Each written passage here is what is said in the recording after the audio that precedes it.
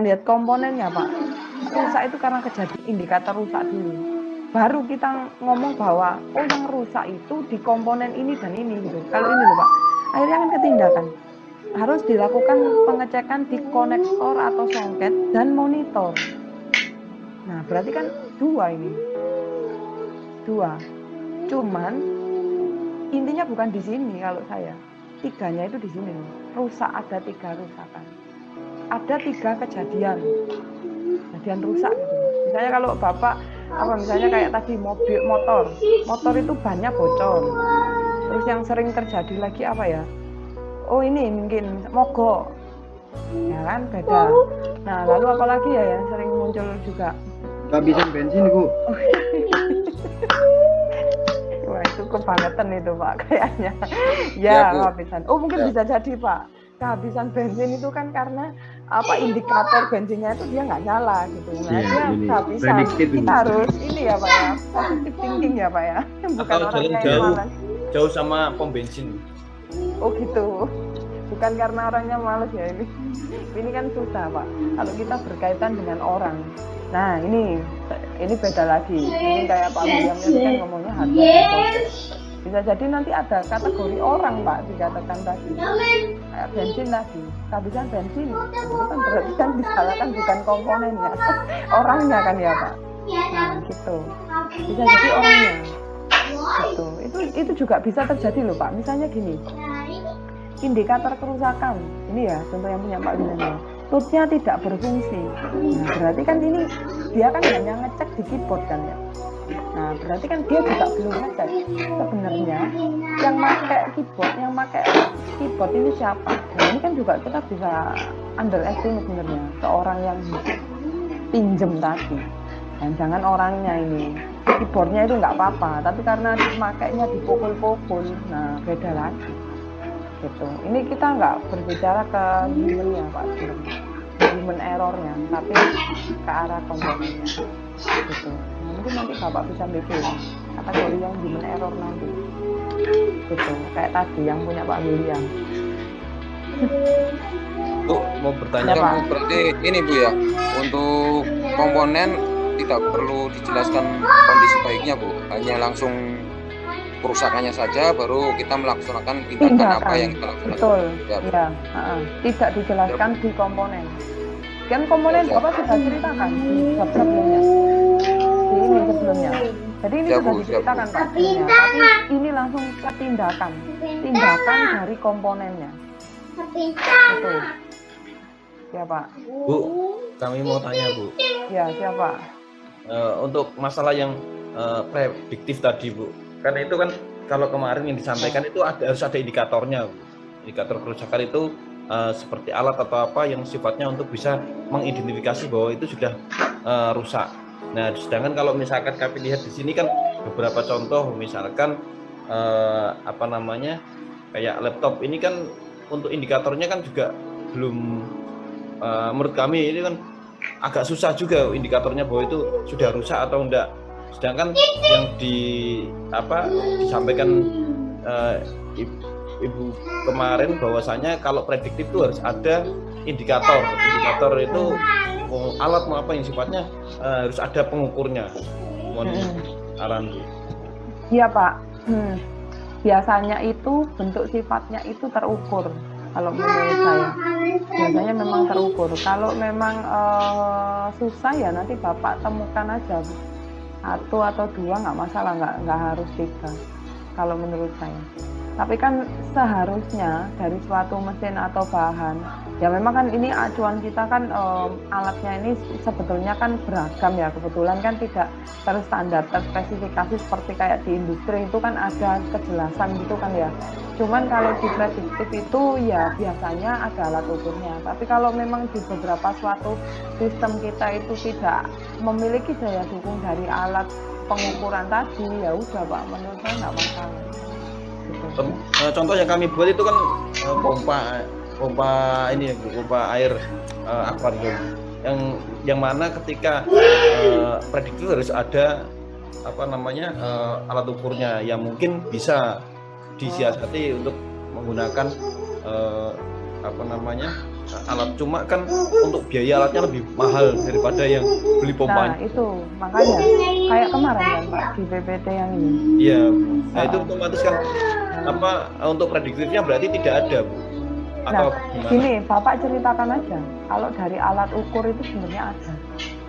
Kalau di PPT kemarin kan dia bilang kan, sebenarnya kalau kita melakukan prediktif itu dilemanya itu tadi. Apakah kita beli alat ukurnya yang terlalu mahal, atau kita melakukan tindakannya? Paham nggak? Jangan-jangan nanti kita beli alatnya itu untuk mendeteksi itu dia sudah mahal sebelum kita melakukan pencegahan. Gitu. Contoh yang sederhana kelihatan nyata itu ya Pak ya, misalnya kayak dulu itu loh. Dulu itu kan kita ngomong bahwa COVID itu loh, masih ingat nggak? Untuk orang ngecek dia COVID atau tidak itu membutuhkan waktu yang relatif lama. Nah ternyata orangnya sudah mati Pak. Nah gak nyucuk kan Pak? Paham nggak maksudnya? Dulu sebelum ya waktu COVID pertama-tama kali muncul itu loh Pak. Kan gitu. Alat ukurnya itu dia punya cuman sedikit. Dan apa ya kalau bilangnya itu pengukurannya itu apa ya karena dia cuman di Indonesia ini cuman minimalis sedikit, jadi dan dia itu membutuhkan waktu kira-kira 15 atau 14 hari gitu. Nah terus orangnya meninggal, baru kita tahu bahwa alat ukur itu dia tahu bahwa orang itu kena COVID setelah orangnya sudah jelas sudah meninggal gitu. Nah makanya kadang-kadang di kegiatan prediktif itu dilemanya adalah apakah kita melakukan pembelian dari alat ukur atau kita sudah melakukan pencegahan dulu. Jangan-jangan nanti saat beli alat ukurnya itu ternyata harga yang kita keluarkan lebih mahal dibandingkan dengan tindakan yang kita kerjakan. Gitu Pak, kalau kondisinya. Tapi kalau memang kalau saran saya sih ini ya, kita kan ya asumsi aja kan, kita berpikir bahwa itu bentuknya ini adalah ideal kan ya. Ideal itu maksudnya ya dilakukan dalam kondisi yang sebenarnya. Ya makanya kalau menurut saya lebih baiknya nanti Bapak bisa ceritakan dalam kondisi yang ideal itu alat pengukurannya ini seharusnya pakai apa gitu. Nah kalau dari alat yang Bapak sampaikan tadi itu kita mengecek dari sisi apa. Ini contoh yang dilakukan punya Pak William kan hanya PSU, Power Supply Unit gitu kan. Nah ini fungsi dari alat itu, alat yang kita gunakan dari alat pengukuran itu tadi, itu berfungsi pada melihat fungsi apa dari sistem tadi, atau melihat fungsi komponen apa. Paham nggak? Bukan berarti kita melihat seluruh fungsi sistemnya ya Pak, tapi subkomponen sistemnya itu kita juga bisa amati. Contohnya misalnya apa ya, kita ngomongnya subsistem aja. Misalnya ini kayak tadi baterai, baterai ya. Ini loh Pak, kalau di laptop itu kan kadang Bapak kan ngerasa panas kan ya, laptopnya ini loh panas atau tidak. Kipasnya mati. Iya, kipasnya. Nah, tapi ini bukan kipas Pak, nyala Pak, kipasnya nyala, tapi tetap panas. Gitu. Nah, kan berarti kan ada komponen yang mungkin ini kalau bilangnya itu gel apa itu ya? Kemarin saya ganti gel apa itu. Nah, itu dia mungkin dia sudah terlalu lama gitu. Nah, tapi kan kita ini asumsi kembali lagi ke prediksi tadi Pak. Kita berasumsi ini panas atau tidak. Itu kan harusnya kan dia punya pengukuran ya Pak ya, menurut saya sih kalau kita berbicara di laptop tadi. Nah, untuk kategori panas atau tidak ini menurut saya kok jadinya itu kualitatif gitu. Oh ini panas, oh ini tidak. Nah kalau kita punya suatu alat pengukuran di dalam pengecekan untuk suhu dari suatu alat ini tadi, itu akan lebih mudah di dalam mencegah terjadinya kerusakan yang bersifat korektif tadi, gitu. Jadi sebenarnya kegiatan preventif dan prediktif itu adalah tujuannya adalah untuk mencegah breakdown Pak. Kita tidak ingin yang namanya melakukan korektif ini, gitu. Jadi ini adalah salah satu bentuk pencegahan, harusnya gitu. Ya termasuk kayak tadi itu yang COVID kemarin itu. Jadi sebenarnya kan kita bisa tahu kan, melakukan pengukuran itu kan melakukan pengecekan apakah orang ini COVID atau tidak kan. Baru kita menentukan tindakannya itu seperti apa. Artinya bahwa alat ukur ini adalah yang menentukan suatu tindakan. Gitu. Kalau menurut saya. Jadi ya memang ketergantungan dari alat pengukuran itu akan mempengaruhi dari tindakan. Izin Bu, izin bertanya. Ya, Pak. Mengenai prediktif. Kalau semisal biasanya pada barang itu kan ada masa usia pakai Bu, expire-nya atau mungkin garansinya. Nah, apakah garansi dan masa usia pakai itu bisa dimasukkan ke komponen hitungan prediktifnya Bu? Misalnya kan mobil itu punya filter oli itu masa pakainya berapa kilometer gitu biasanya kan. Nah, apakah itu bisa jadikan setelah sekian kilometer nih berarti prediktif maintenance saya gitu. Atau mungkin garansi kan 2 tahun, berarti setelah 2 tahun kemungkinan akan ganti. Demikian, makasih. Begini Pak, kalau kita melihat indikator pengukurannya itu kalender kemarin, kalau sudah ditetapkan ya Pak ya, bentuknya itu adalah kalender, itu biasanya kita sudah preventif kalender. Tapi kalau Bapak misalnya ya kadang-kadang ada yang masih beberapa ambigu. Apakah bentuk kilometer, jam putar itu adalah bagian dari kalender atau tidak? Kan soalnya kan sederhananya begini, kadang-kadang kalau kita servis itu kan ditulisi atau Pak. Kalau ya apa yang di buku-buku servis itu kilometer atau bulan. Iya, kadang saya masih kan gini, ini kan belum 6 bulan, tapi dia sudah menyentuh pada indikator itu tadi. Maksudnya sudah 2000 km, 2000 atau berapa sih? 10.000 gitu ya kan. Nah kan ada dua, yang dia sifatnya itu satunya kalender, tapi satunya itu pengukuran gitu.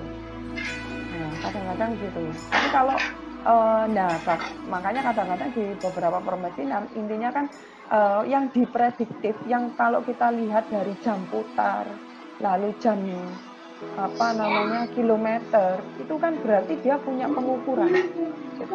Sedangkan ditambahi dengan preventif dari sisi kalendernya.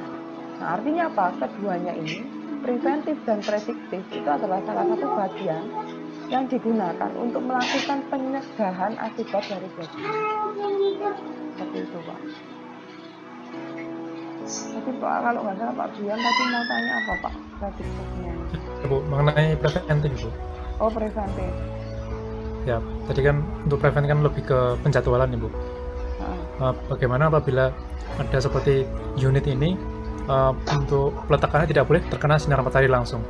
Jadi kita taruh di tidak terkena sinar matahari langsung. Nah, apakah kegiatan seperti ini termasuk preventif Bu?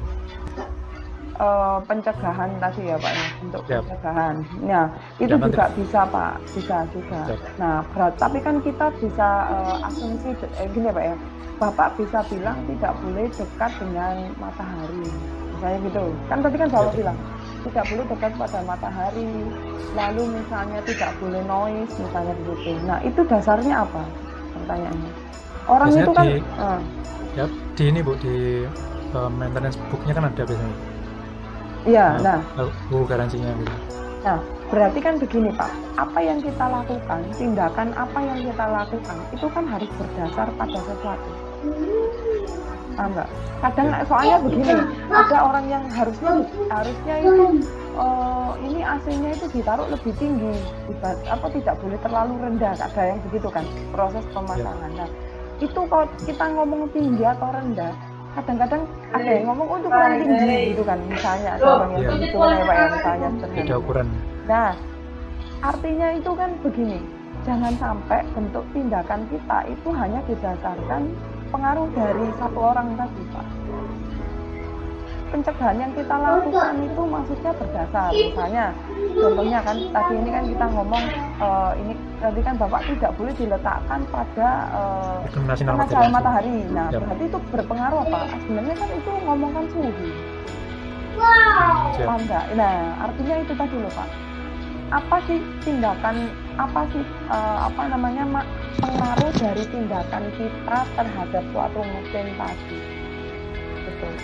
Jadi bisa dikategorikan preventif dulu. Kalau saya sih biasa jadi ya preventif. Kalau preventif itu tadi kalender Pak. Prediktif kalau menurut saya. Prediktif. Contoh misalnya tadi kan kita ngomong suhu gitu kan, tidak boleh diletakkan. Kenapa? Karena dari alat ukur misalnya begitu. Kita itu tidak boleh, mesin ini itu tidak boleh mengenai panas sekian derajat Celcius. Nah, akhirnya muncullah tindakan bahwa kita harus mencegah biar dia tidak terlalu panas ya Pak ya misalnya. Maka kita harus, ini contoh kalau di laptop ini tadi kan kita punya misalnya termometer itu untuk ngecek suhu, maka tindakan yang dilakukan diberikan kipas tambahan kadang-kadang gitu. Nah, jadi kan tindakan yang mengaruhnya itu kan secara tidak sadar kita itu kadang-kadang secara tidak sadar ya Pak ya menghilangi dari alat ukur, menghilangkan kan alat ukurnya, tapi dia asumsikan aja, Jadi menghilangkan. Jadi kegiatan tadi itu termasuk ke prediktif ya? Prediktif kalau saya. Siap Ibu. Terima kasih. Ya Pak, mungkin ada lagi Pak. Bu. Ya Pak. Mungkin kalau berarti kalau kami lihat contohnya pompa angin kompresor Bu. Nah itu kan berarti ada ada alat ukurnya juga tekanan udara di dalam. Itu bisa masuk seperti itu ya Bu? Ya bisa. Nah makanya yang seperti yang Pak Brian bilang itu loh Pak. Kadang-kadang itu kita nggak punya alat, tapi kan ya kita coba-coba sendiri gitu. Nah kita kan seolah-olah karena berdasarkan dari pengalaman, begitu kan ya logikanya aja loh kalau kenapa kok nggak ditaruh di luar begitu kan? Berarti kan kita dari dasar pengalaman tadi yang mengatakan. Nah, pengalaman ini panas atau tidak itu yang mungkin seharusnya dicocokkan dengan bukti dari pengukurannya itu jadinya harusnya menghasilkan pada suatu tindakan. Gitu Pak. Nah, kalau Bapak bilang kayak tadi pompa air gitu. Nah, misalnya meskipun kadang-kadang kayak tadi loh Pak, harganya itu kadang tidak terlalu nyocok dari hasil kita. Nah, akhirnya kita membuat suatu mindset. Ini harusnya gini deh. Harusnya begini deh. Tapi kalau kita punya alat tadi, pasti yang begini-begini deh tadi yang tidak pasti itu jadi lebih pasti. Seperti itu. Baik Bu. Kalau saya sih. Ya, ini saya coba terangkan sebentar ya Pak ya terkait dengan value rate. Mungkin saya dikit dulu aja. Bentar. Ini PPT-nya value rate ini muncul nggak Pak? Belum. Belum Bu, belum muncul. Iya Pak. Ya Pak, kalau yang angkatan ini paling jauh itu rumahnya di mana Pak? Siap kami Bu di Manado Bu, Sulawesi Utara. Ini Bapak pulang berarti? Siap, kami posisi di Manado Bu. Wah, paling jauh Sulawesi Utara ya Pak ya. Luar biasa. Asli sana berarti Pak Ferdinand ini. Siap Bu, asli Manado Bu. Oh iya Pak. Oke Pak, ini saya lanjutkan dulu ya Pak ya. Kalau kemarin kan kita sudah berdiskusi terkait dengan kegiatan maintenance, maka yang berikutnya itu kita harusnya bisa melakukan perhitungan bagaimana terkait dengan apa yang dimaksud dengan value rate itu sendiri, gitu.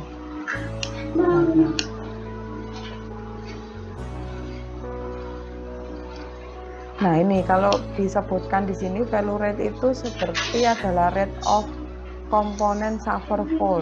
Nah berarti tingkat di mana rate atas dasar tingkat kerusakan yang dihasilkan dari suatu mesin atau komponen. Nah biasanya value rate ini itu akan tergantung dari sisi umur atau mungkin temperatur, voltase atau bentuk fisik yang lain yang mempengaruhi dari kondisi yang ada di sekitar gitu. Jadi sebenarnya tingkat kerusakan itu bisa terjadi. Kadang-kadang kita ngomongnya kan tingkat kerusakan itu tidak bersifat probabilistik ya Pak. Nilainya itu tidak tahu kita itu kapan gitu. Tapi bentuk-bentuk tingkat kerusakan itu bisa terjadi akibat dari mungkin umurnya, atau seperti yang tadi Pak Brian bilang, mungkin temperaturnya yang terlalu tinggi atau mungkin lingkungannya yang kurang mendukung. Misalnya kayak kadang lokasi yang tidak sesuai itu bisa berpengaruh pada mesin kita. Contohnya misalnya kalau udara misalnya ya Pak, udara yang di daerah pesisir begitu dengan udara yang misalnya di daerah perkotaan itu juga akan mempengaruhi terkait dengan kinerja dari suatu mesin itu sendiri gitu. Lalu mungkin karena ini fokusnya itu lebih ke arah mesinnya ya, kadang-kadang kita itu menghilangkan dari sisi orangnya tadi yang dikatakan. Nah, pengaruh orang itu memang nggak dibahas di sini. Kalau orang itu mesti jawabannya terpisah. Kalau Bapak dapat itu di ergonomi, bahwa tingkat error dari setiap masing-masing orang itu dia mungkin bisa jadi sekarang ini dia lagi error nggak fokus gitu loh Pak. Nah akibatnya atau mungkin kadang orangnya bukan nggak fokus, tapi mungkin karena dia mendapatkan beban kerja yang terlalu tinggi yang membuat beliaunya itu menjadi susah untuk berkonsentrasi dan berdampak pada yang namanya mesinnya ini tadi gitu. Nah itu yang kadang-kadang jarang, masih sedikit beberapa pembahasan penelitian itu yang dikaitkan pada kajian mesin gitu. Nah kalau di Fellowrate yang di pemesinan itu mereka selalu menjelaskan terkait dengan umur dari suatu produk itu dan terkait dengan waktu penggunaannya. Kursinya mikirin dulu nak. Karena Kursinya bisa mikir jadi dulu. begini. Adek itu mainanmu mikirin semua. Itu ternyata lama, tapi penggunaannya Mikirin itu semua tidak terlalu dulu sering mainanmu. dipakai. Nah, gimana Fellowrate-nya Mikirin dulu bisa jadi semua. berbeda dengan kondisi di mana suatu mesin itu yang Hebat umurnya aku itu sih dia adek memang disuruh sudah mikirin tua mainan kok. dan time produce-nya itu dia memang Mikirin semua benar-benar dulu produktif mainannya. gitu. Nah, itu berpengaruh sekali. Nah, ini Bang, di Bang, sini disebutkan Bang, in mikirin dulu mainannya dulu. Mikirin semua. 50 group known Mikirin semua cepet. advisory group from the reliability of electronic equipment discovered that value rate of the electronic equipment has a pattern. Jadi sebenarnya kalau disebutkan value rate yang kita punya, Abang juga, satu abang pemasinan, bantuin bunda ini sana, dia jemur. punya pattern, punya pola. Nah, pola inilah Itu yang kita tutupnya nanti apa bisa itu? Bawa ke belakang jadikan ngapain sih dibawa situ? suatu Dek. perhitungan gitu ya Pak. Kapan kita perlu melakukan perbaikan, Itu loh, kapan itu sangat perlu atau mungkin dirasa penting gitu untuk dilakukan lebih awal. Seperti itu. Nah ini Pak mungkin gambarannya di sini, kalau di sini digambarkan bentuk value rate itu Cepet, seperti pindah. gambar batap yang ada di mandi gitu ya, batap mandi ya. Jadi kalau di sini digambarkan itu sebenarnya gambar value-nya itu pertama waktu kita melakukan pembelian itu dia akan tinggi sekali Pak kondisinya di sini. Tapi nanti akan lama-kelama dia itu akan dalam bentuk yang konstan. Nah, di sini pada kondisi tertentu bentuk konstan yang ada itu tidak akan mungkin bisa kita kerjakan konstan gitu. Tapi dengan sejalannya umur semakin hari itu dia akan semakin mengalami tingkat kerusakan kembali. Nah, kalau dari gambar ini itu memang stage-nya ada 3 Pak untuk mesin tadi. Ada yang kita menyebutnya adalah early failure, ada juga yang menyebutnya adalah random failure sendiri, dan ada end of life gitu. Nah di beberapa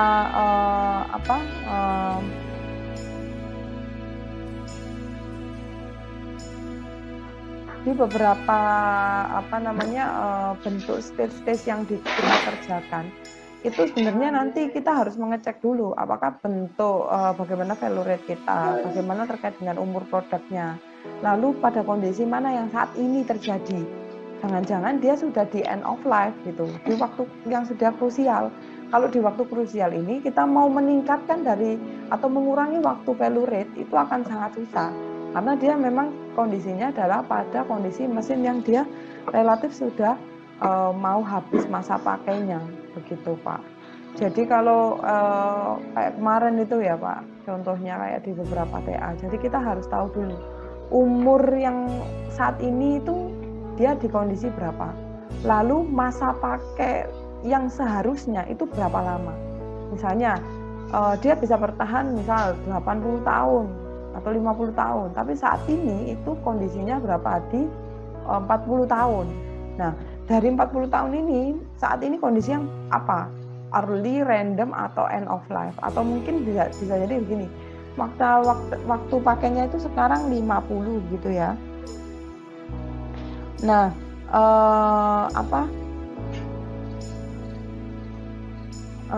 dari 50 tadi ternyata 10 tahun itu kita lagi berjalan 10 tahun gitu. Nah, 10 tahun ini kategori yang mana? Yang kita bisa lakukan itu adalah di kondisi early dan random failure ini, dua ini. Tapi kalau yang di sini Pak, ini biasanya kita harus melakukan pencegahan. Jadi jangan sampai di kondisi yang ini tadi, di end of time tadi. Begitu. Mungkin begitu. Ada yang ditanyakan dulu.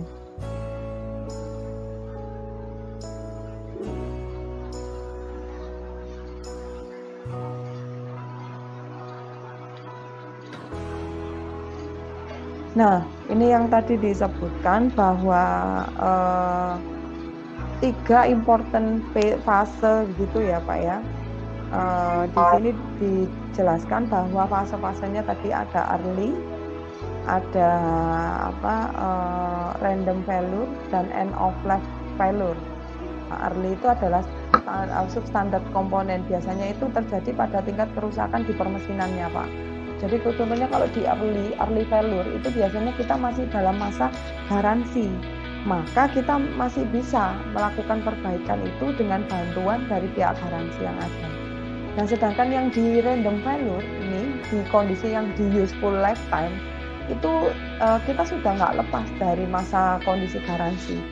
Jadi memang yang harus kita lakukan itu adalah melakukan perbaikan dari 3 kondisi kemarin itu, prediktif, preventif, ataupun korektif maintenance yang sampai nanti harus kita lakukan.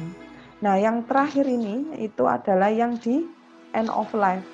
Nah, biasanya di sini itu di masa wear out komponen periode, kayak yang tadi yang saya bilang. Jadi di periode yang paling terakhir, nah ini biasanya kita tidak bisa mau menambahkan umur pakai, tapi mungkin kita bisa masih menggunakan permesinan itu, tapi tidak sekondisi yang seoptimal mungkin, seperti itu. Mungkin dari sini ada yang ditanyakan dulu Pak.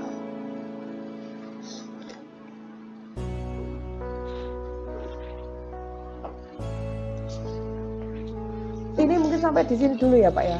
Nah, minggu depan nanti kita akan pembahasan lagi untuk fase-fase yang selanjutnya. Mungkin di sini ada yang ditanyakan. Untuk yang tugas minggu berikutnya, ya mungkin persiapan untuk UTS dunia dulu aja Pak. Baik Bu. Nah, ini nanti saya kirimkan di classroom-nya Pak. Gitu. Ya mungkin gitu dulu ya Pak ya. Mohon maaf ini.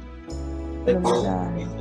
Ya terima kasih Pak kesempatannya. Untuk hari Senin minggu depan kita akan lanjut lagi ya Pak ya, di Senin pagi. Gitu. Ya, terima kasih Pak. Assalamualaikum. Waalaikumsalam. Terima kasih Bu. Waalaikumsalam.